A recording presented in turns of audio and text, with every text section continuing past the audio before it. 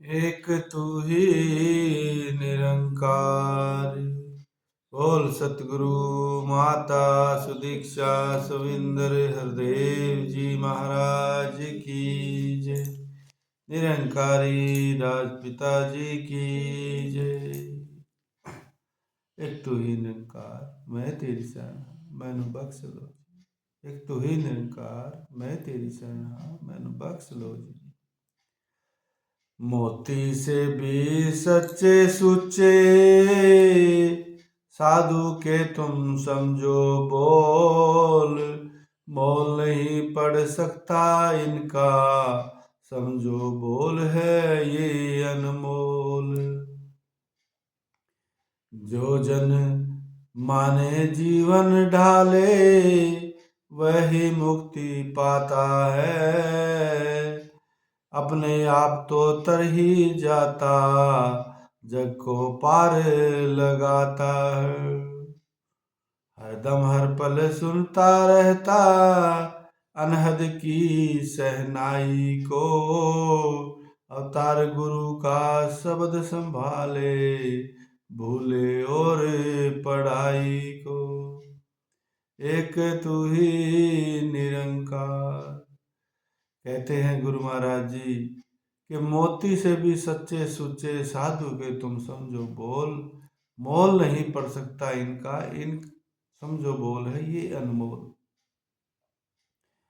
तो संतों ने महापुरुषों ने पीर पैगंबरों ने गुरुओं ने जो अनमोल शब्द का नाम लिया है वो अनमोल शब्द क्या है, वो अनमोल वचन क्या है। वो अनमोल वचन ये है कि हे मनुष्य बहुत बड़ी महान भाग्य वाला तू है। तुझे जो ये मनुष्य शरीर मिला और उससे भी बहुत बड़ा महान भाग्यवान तू है। तुझे पूरा सतगुरु मिल गया और उससे अब ये दोनों वस्तुएं मिलने के बाद सतगुरु भी मिल गया और मनुष्य शरीर भी मिल गया। तो अब तेरी आत्मा का कल्याण निश्चित है। तो ये आत्मा का कल्याण निश्चित है। तो ये अनमोल वचन है सतगुरु के संतों ने बताए हैं। इनको संभाल के रखना मन में बसा के रखना। फिर कहते हैं जो जन माने जीवन डाले वही मुक्ति पाता है।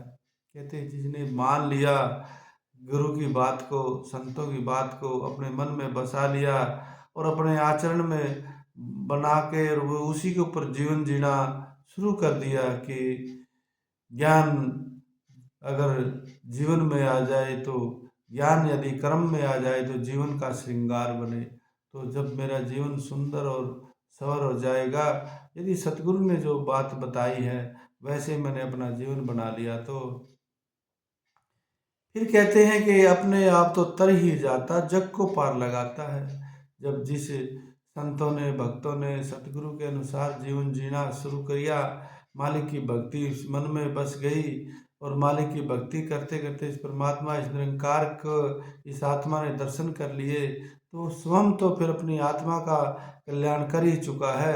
फिर उनके साथ रहने वाले उनकी बात मानने वाले उनके बताए अनुसार काम करने वाले वो भी पार होने लग जाएंगे वो भी पार हो जाएंगे उनको भी फिर समय नहीं लगेगा। फिर कहते हैं हर दम हर पल सुनता रहता है अनहद की सहनाई को।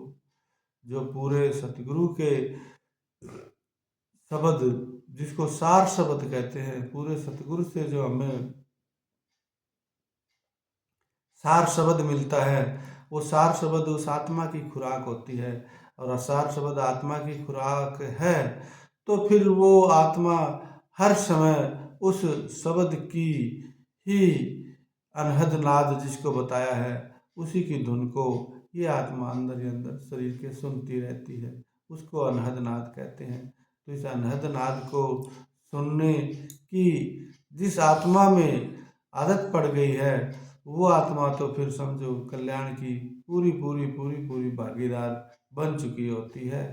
अवतार गुरु का शब्द संभाले भूले और पढ़ाई को यहाँ सतगुरु महाराज जी ने बता भी दिया है। और कुछ भी तो कितना बड़ा बन जाए कितनी ओहदे हो जाए कितनी तरक्कियां कर ले सारी सब की सब भूल जा सतगुरु का जो एक सार शब्द है उसको संभाल ले वही हमारी आत्मा के कल्याण का बहुत बड़ा कारण बनेगा आखिरी में भी इस लोक में भी और परलोक में भी।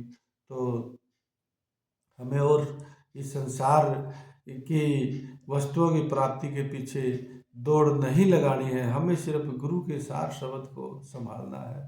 तो इन्हीं विचारों के साथ प्रेम से कहिए धन्य निरंकार जी।